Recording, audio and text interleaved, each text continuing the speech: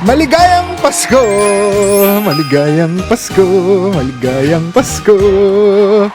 Welcome back to Snap, the show where your stories are our stories, and sometimes your trauma comes with gift wrapping with a mismatched ribbon. Safe space tayo dito. Especially this holiday season. Kasi kung may season of giving, may season din of re-gifting. Totoo Parang yan. sakit yun sa akin ngayon ha. Nagdadaanan ako sa love life, tas re-gifting. Aray. Ano ka daw? Panakit butas. Wow. Kasi regift. Aray. May pinanggalingan na, may nakinabang na. Tapos ikaw naman. Anyway, today we're unwrapping a very Filipino tradition. The Christmas Party Exchange Gift. Bakit ganun yung ano? Ba't ganun yung presentation? You know that one moment every year when your 500 peso effort meets someone's 50 peso energy. Aray. Just like how na sinabi ng DTI sa ating mga Pinoy na kasya ang 500 pesos para sa Noche Buena. Ulul! Ulul yung gobyerno. Paano mangyayari yun? Wala pa yan sa... Bigas pa lang yan. Oo. Bigas pa lang yan. Sabi nga nila, macaroni salad daw, 500. Again, ulul. Saan? Saan ka makakuha macaroni sana na 500 pesos lang? Ewan ko sang... Ay, naku. Ewan. From mystery mugs to mystery smells, these are the most unforgettable and unforgivable gobyerno exchange gift stories ever sent into corrupt society. Oh, buti pa yung brochure ng SM mas sinasabi. Makita nyo, 3.99 marshmallow lang. Tsaka banana chips. 5.99 may kasama ng spaghetti macaroni. Oh, 5.99, 600. Kulang ka ng 99 pesos. DTI, kumuha kasi kayo ng kopya ng Christmas Together ng SM Markets. Ay, nako. So, grab your fruit salad, open your wallets of trauma, and let's unwrap this together in a snap. Merry Christmas! Ho, ho, ho, ho. Bakit ka na sa Santa Claus, man? Okay, welcome back to another episode of Snap. Special episode of Snap, I would like to say. And today, we will be, as we said in the intro, we will be talking about the worst of the worst, the most unforgivable of the most unforgivable exchange gifts that we've ever received. Yung mga nag-elementary dyan sa Pilipinas, alam nyo na yan. Nagpa-wishlist pa yung teacher nyo di ba? Yung tipong, Blue Magic. Oo, yung tipong may dala kang teddy bear from Blue Magic. Ang makukuha mo, tissue paper. O kaya tuwalya. Tuwalya. Wala ka sa nakuha ko dati. Hindi mug, hindi tuwalya. Hindi rin yung tae sa Blue Magic. Hindi yun. Ang nakuha ko, badminton racket. Okay. Tapos, every other na string, putol. Diba? Kamusta naman yun? Effort. Pinagkasya sa 50 pesos. So, first question. Galing from Jamie na, uy, trentahin. Merry Christmas. Trentahin. From Caloocan. Okay. Sabi ni Jamie, Merry Christmas, Snap! Let me briefly tell you the second time I received this weird gift. Wow, second time. During a Christmas party. Okay. Our office theme for this particular year's exchange gift was something useful under 300 pesos. Nako, 300 hirap yan, eh? I gave a cute desk organizer. Wow, okay. Feeling proud of my thoughtfulness. Okay. When it was my turn to receive, I opened my gift and found a box of rubber bands. Yeah. Legit! Like the kind you see in the office supply drawer. The label even said, used but stretchy. Ano to? Lumang brief? Bacon?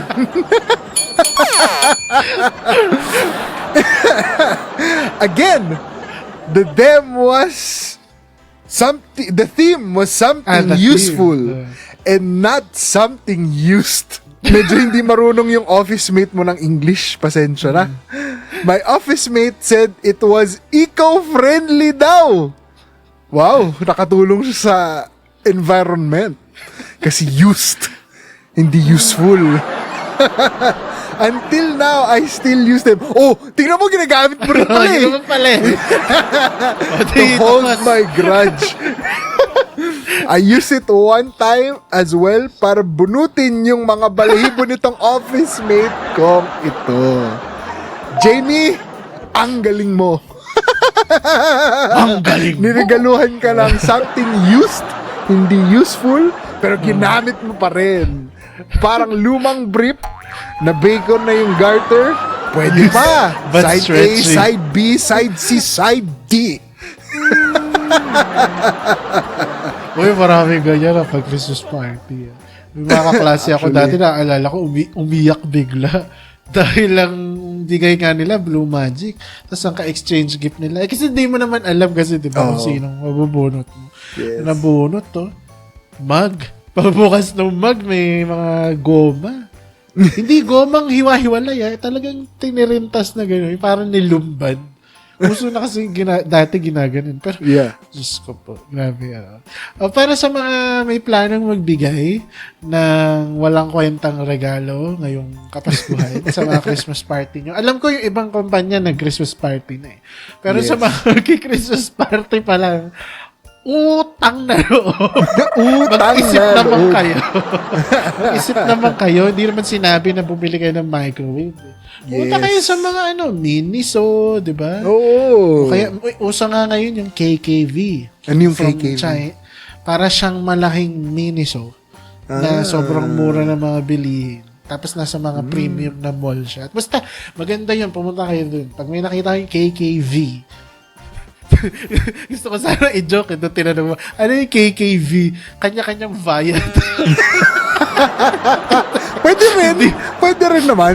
Chinese kasi yun eh. Hindi ko alam kung ibig sabihin.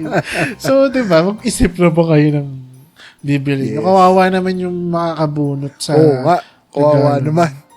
Sabi Meron nga ka ba- namin dun sa isang episode namin, sa Culture Check, intentionality. Oh, Ano nga ba ang intention mo sa regalo mo? Gusto mo lang ba mang-inis? Diba? Alam mo ba na minsan may na-attendan ako Christmas party. Issue sa kanila na kung yung 300 ba na limit is gagastos nila yung buong 300 or under budget or bawal lumagpas or eksakto. Parang basta 300. Oh, basta 300. Man yan, okay na yan. Kasi kinocompute pa nila yung kasama dito yung gift wrapper. Tsaka yung gift tag. Seryoso. Sa mga ganon, to make it clear, ngayon pa lang ako na magsasabi sa inyo, yung 300 na yun, regalo pa lang. Oo, regalo Hindi mo na lang kailangan balutin. Kasi hindi naman madalas alam. nga, libre na yung pambalot, di ba? Pag Oo. sa SM. Exactly. Tsaka, hindi rin naman alam kung sino yung, hindi rin naman alam na nabunot mo na siya yung reregaluhan mo. Diba? So, kahit dalin mo yan ng naka-plastic, ng SM plastic, okay lang. Basta maganda. Oo. Pang regalo mo. O, ano ba yung Oo. mga, kunwari, ano ba, bigyan na natin sila ng gift ideas. Ano ba naisip Gift mo? ideas. Kunwari, something useful under 300, katulad yan. Ano ba 300? naisip mo? Oo. Mga 5 pounds ng bigas. Yan. Oo, pwede. Exactly. Di ba? Oo, Mga 5 ano? yun eh. Kasi kung 50 5 pesos, kilo. di ba? Yeah. Oo. Di ba? Mga Pwede 5 rin. pounds. Pwede rin yung masasarap na juice, yung nakakarton, yung mga Oo, broccoli. yung mga with Milo, carrot, ganyan. Or mga Milo, ganyan. O, Oo. di ba, kita nyo? Tapos sasabihin nyo, wala kayong maisip, tuktukan ko kaya kayo. Dami-daming pwede. Collection ng ballpen. Oh, Yung medyo mamahalin, di ba? O- Huwag o naman kaya yung mga casing Titus. casing ng Cellphone. Oo, sabihin na natin baka hindi tugma dun sa model ng mga kabunot Pwede yung mga sleeves. Nawala yung boses ko. Nawala yung boses. Mic test. Sleeve ng computer. Oo. Pwede yun. Yeah. Ang dami-dami diba? pwede. Yun nga, Daiso, Miniso, Divisoria. Sus, Divisoria sa Pilipinas, napakaraming 300 pesos. Dami-daming pwedeng bilhin. Diba? Makatamad. Makatamad. O sige, verdict na. Verdict. What is the verdict? Okay. Verdict! Elastic energy. Kasi kahit ginamit na, pinilit pang ipasa. Parang di ba yun nga yung joke ko Parang used na brief, na bacon na yung garter. Used but stretchy.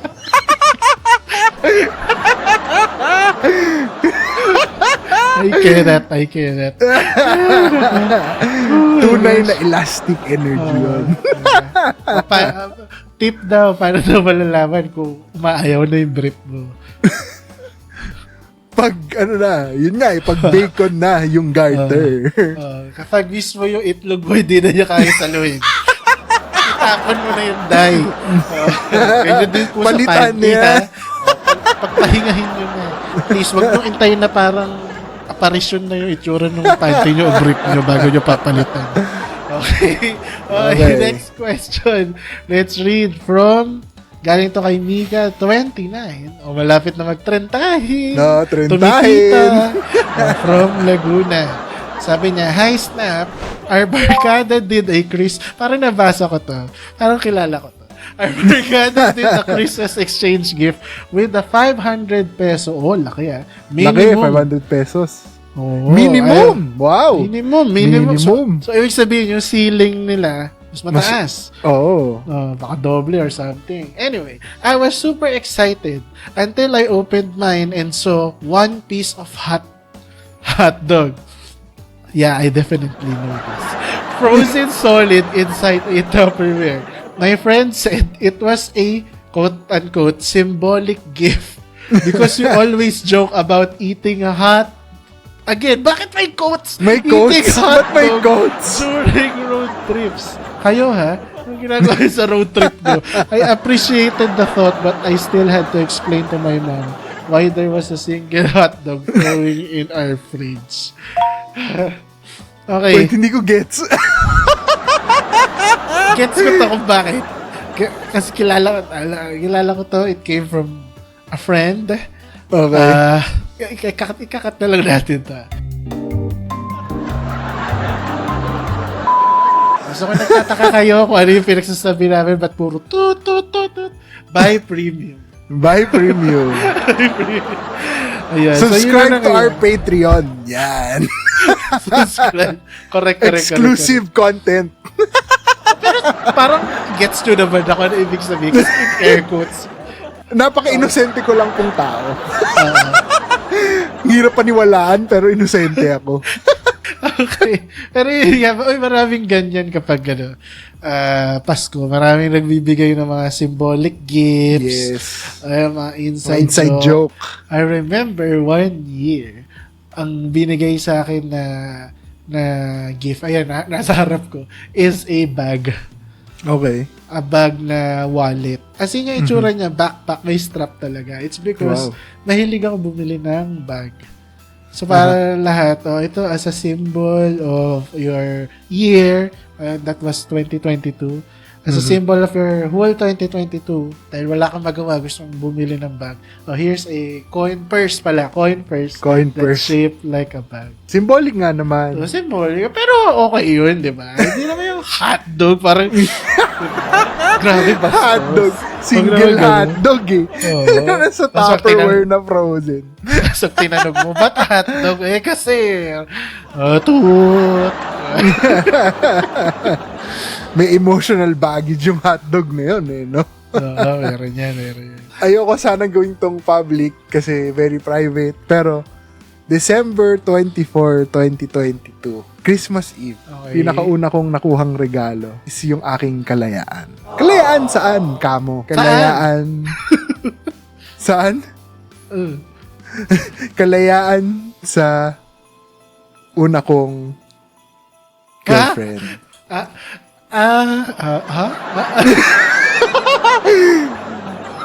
So, ibig sabihin nun, nakipag-iwalay siya sa akin ng Christmas Eve. Wow. Exchange gift.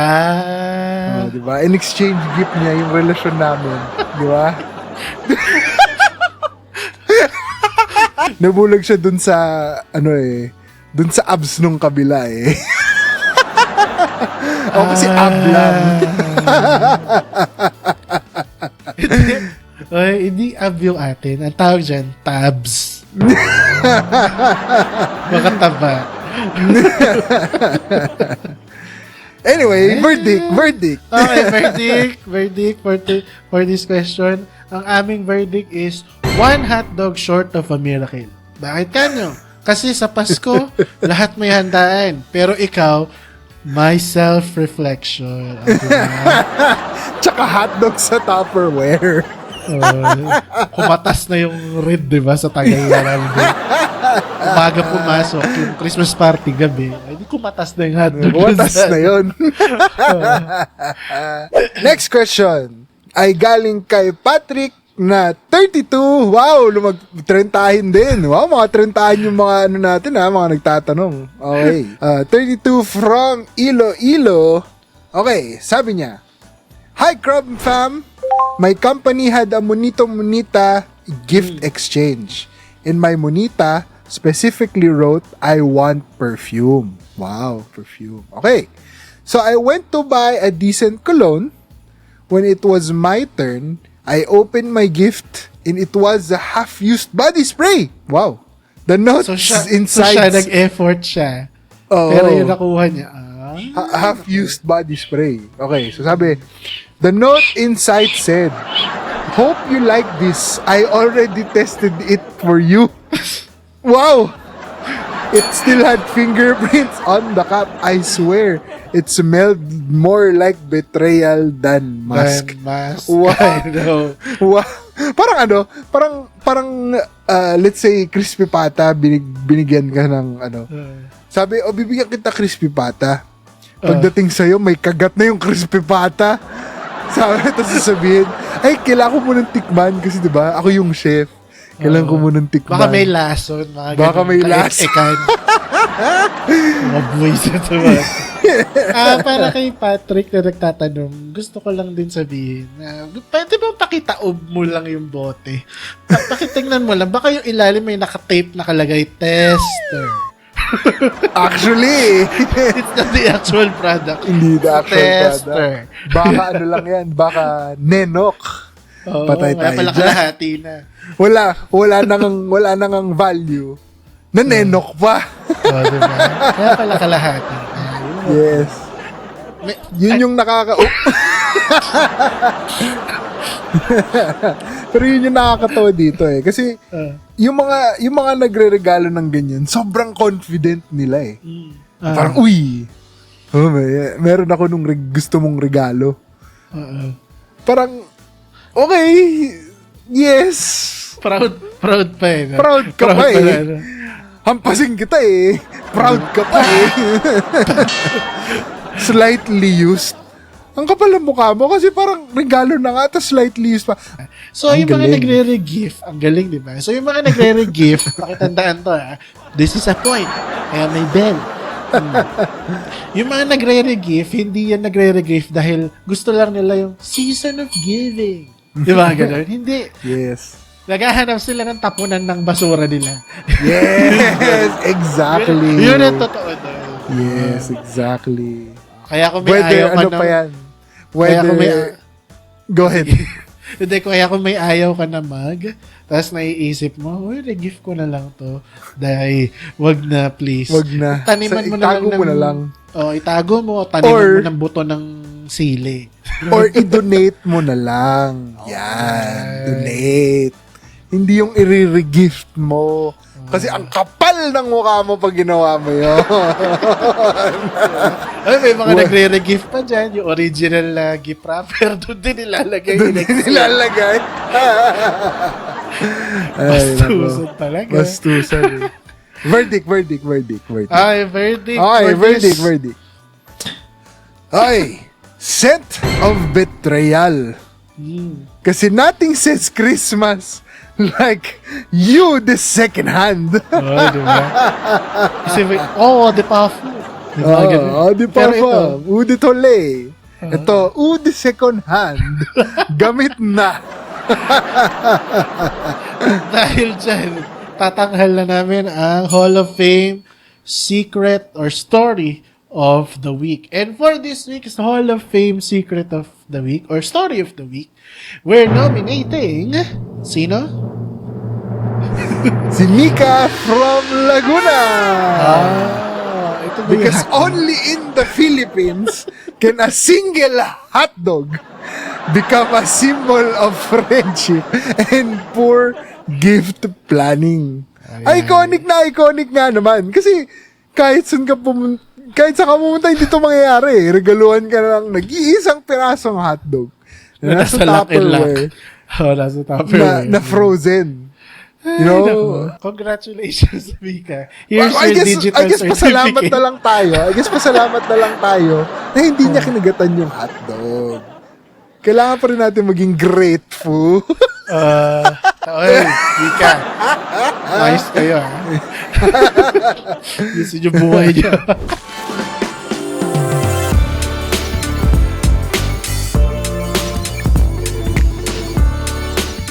Christmas parties are proof that gifts don't have to be expensive. But they also shouldn't be traumatic. Muntik Diyos na ko. naman should be also, ha? Oo nga eh. Na-trauma kasi ako sa mga regalo ng mga nagbibigay sa atin na hindi man lang nag-iisip. Yan. Kaya whether you got a mug or a memo pad, buti pa kung memo pad ang ibigay. Or Oo a nga. mystery item, just Like a remember. hotdog. Yeah. Like a hotdog. Correct. The best gift is still something that you've put your mind and heart and even your effort into it. Diba? Mag-calculate naman kayo pag nasa mall. Pag sinabi 300, wag yung parang sasama pa yung gift tag sa 300. Oo. Ay, naku. Libre na yun. Oh. Send us your most unforgettable exchange gift experiences. And who knows? Baka ikaw na ang next Hall of Fame Secret of the Week. Or as they say, Kretzi of the Week. Kretzi. Let's see. Anyway, we want to wish you a Merry Christmas and we hope you enjoy the holidays with your family or your friends this 2025. And that's it for Snap today. I'm Stephen And I'm Miguel. and we'll see you again next time. Bye-bye. Bye! Merry Christmas! Mag-ingat kayo sa hotdog. Huwag niyo kami gawing basura. I love you.